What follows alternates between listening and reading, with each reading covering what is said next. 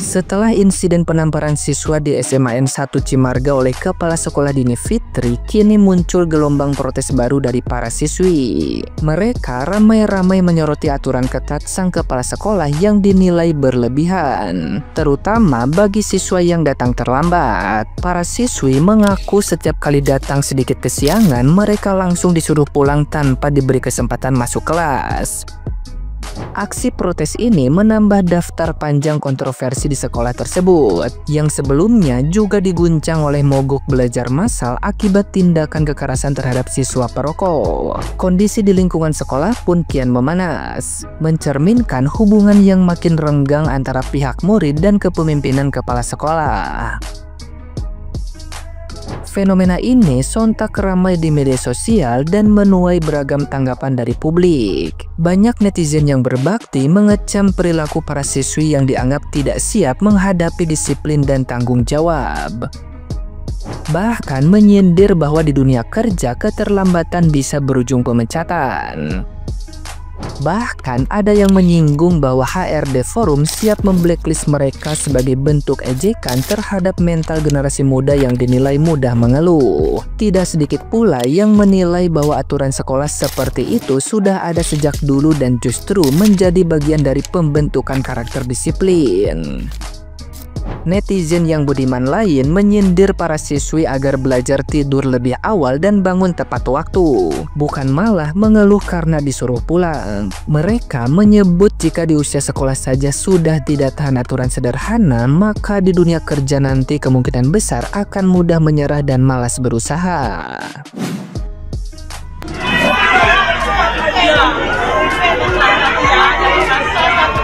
Yang katanya kalau kerja masih pulang.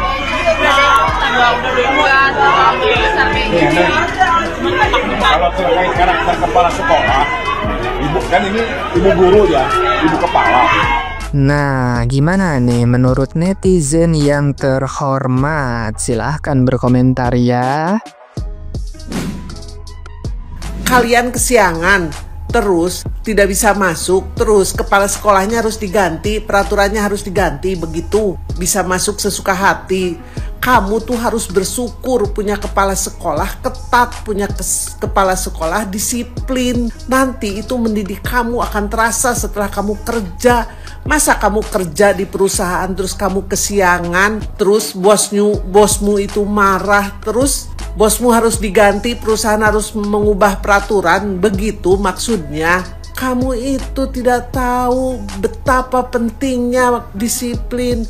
Nih, yang harus berubah tuh kamu. Kamu bangun harus lebih pagi, berangkat sekolah lebih awal, biar nggak kesiangan. Itu penting, akan terasa nanti setelah dewasa, nanti setelah masuk kerja, akan terasa betapa beruntungnya kamu punya kepala sekolah yang disiplin.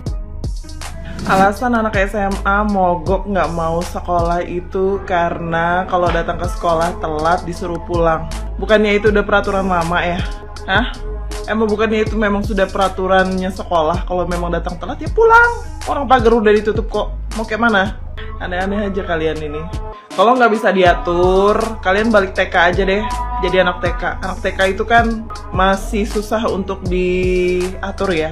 Tapi ada loh anak TK yang disiplin. Kalah kalian anak SMA. Mereka datang tepat waktu. Cuma memang ada beberapa juga yang suka telat-telat datangnya dan masuk gitu kan.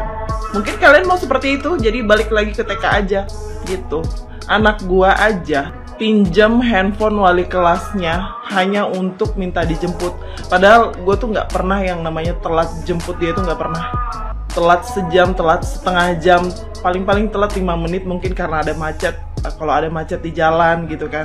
Itu aja gue tegur sampai di rumah. Karena dia sudah melakukan itu 2 kali hanya untuk minta dijemput. Sakit pun enggak gitu kan. Dia kenapa pun enggak, hanya minta dijemput aja. Jadi gue bilang, kakak kalau memang mau dijemput lebih awal, bilang sama mama dari pagi. Jangan pinjam-pinjam handphone wali kelas, nggak sopan. Hanya untuk minta dijemput pinjam handphone wali kelas, dan wali kelasnya pun ngasih gitu kan. Terus gue bilang, kalau ini terulang lagi 3 kali, mama akan menghadap wali kelas kamu. Dan mama bilang, Pak, tolong jangan pinjamkan dia handphone hanya karena untuk minta dijemput. kecuali dia sakit dan pastinya kalau sakit wali kelasnya pasti akan diinfokan di grup orang tua. Seperti itu. Memang ada-ada aja ini anak gue ini. Memang dia mau berulah aja. Nah, sepertinya anak SMA itu juga begitu. Mau balik TK sepertinya. Jadi sesuka-suka hati, telat datang bisa masuk gitu kan. Gitu. Balik TK lagi aja dah. Imbas kasus ini, kan siswanya pada mogok sekolah tuh. Satu sekolahan tuh nggak mau sekolah sebelum kepala sekolahnya lengser. Gue nggak ngerti gimana si anak ngomong ke orang tuanya. Hari ini nggak sekolah nak? Enggak ya, kita lagi mogok sekolah semuanya. Kenapa? Kepala sekolahnya harus lengser. Emang kenapa lengser? Korupsi? Enggak, bukan. Terus kenapa? Dia nampar teman aku. Kenapa ditampar? Dia ketahuan ngerokok di sekolah. Terus reaksi orang tuanya kayak, bener nak, itu baru namanya solidaritas. Harus kayak gitu. Begitu reaksinya. Atau coba deh jelasin ke gua, kasih gambaran yang clear kira-kira gimana anak-anak yang lain bisa kompak dan orang tuanya setuju untuk yuk kita semua nggak usah sekolah anak-anak kita selama dia masih ada di situ. Lah gimana sih pola pikirnya, gimana sih? Sekarang satu orang ngejep ngerokok tuh disampar sama kepala sekolah tuh semua pada mogok sekolah. Apa sih? Apa yang ada di pikiran lu pada, ha? Aduh, kalau anak SMA itu ya kan kisaran umurnya juga masih di bawah 21 tahun. Wah, lu juga gila-gila lu pada ngerokok ya. Maksud gue, lu pada ngerokok di luar lingkungan sekolah kan gue gak peduli deh. Tapi kan di sekolah juga ada aturannya. Mungkin emang kayak gurunya salah gitu kan, yang ngelampar dan segala macam. Tapi aksi lu mogok sekolah ini juga anomali. Aksi sampai laporin ke polisi juga anomali kata gue. Dulu ya, zaman-zaman orang dulu nih ya, kalau misalnya sekolah dimarahin ya sama gurunya gara-gara lu bikin salah. Abis itu lu ngadu sama mak bapak lu yang ada apa? Makin abis lu sama mak bapak lu. Zaman sekarang dia apa-apa dikit lapor polisi, apa-apa dikit somasi. Kata gue juga di Jawa makin edan kata gue. Kata ada juga ada orang yang bikin Viti marah-marah juga kan. Udah gitu komennya, lah kan lagian juga bukan kita juga yang butuh guru, kan guru juga butuh kita sebagai murid. Gimana ya gue ngomongnya ya? Aduh kata gue, aduh, lu tau gak sih ya, dengan cara lu pada mogok atau sekolah ini makin buktiin kalau misalnya lu pada ini butuh arahan. Akhlak akedah lo nih pada butuh arahan, tau gak lo? Lu butuh sekolah. Ya Allah kata gue nih, gimana nih menuju Indonesia emas 2045 nih, menuju Indonesia cemas kata gue. Aduh juga. Orang tuanya juga anomali nih, semuanya anomali di sini, di zaman ini semuanya anomali. Wah, orang tua muridnya kita apresiasi dong dengan tepuk tangan. Ya, bahkan murid-muridnya juga yang 620 itu tuh perlu kita apresiasi karena kelakuan mereka, karena solidaritas mereka membela teman mereka, ya kan? Karena digampar oleh gurunya, ketahuan merokok pas saat jam pelajaran dan ibunya nggak suka. Seorang ibu tidak suka, seorang ibu lo nggak suka, ya. Lalu dia mau melaporkan ke polisi, ya. Luar biasa kan? Luar biasa nih. 2025 generasi emas kita sudah ketahuan mau kemana arahnya. Ini untuk siswa-siswa yang mogok nih, yang mogok sekolah, bodoh, tolol ya. Masa depan kalian itu tuh sudah kelihatan sebenarnya dengan sikap kalian, dengan pembelaan kalian. Paling kalian nantinya ya narkoboy lah, perkaos orang ya, maling-maling lah kalian. Itulah. Emang mau ngapain kalian? Hah? Kalian itu bodoh ya. Kalau kalian memang tidak suka peraturan sekolah itu, terusus nih wali murid, kalau kau nggak suka peraturan sekolahnya, cabut anak kau. Ajar sendiri anak kau. Ajar sendiri.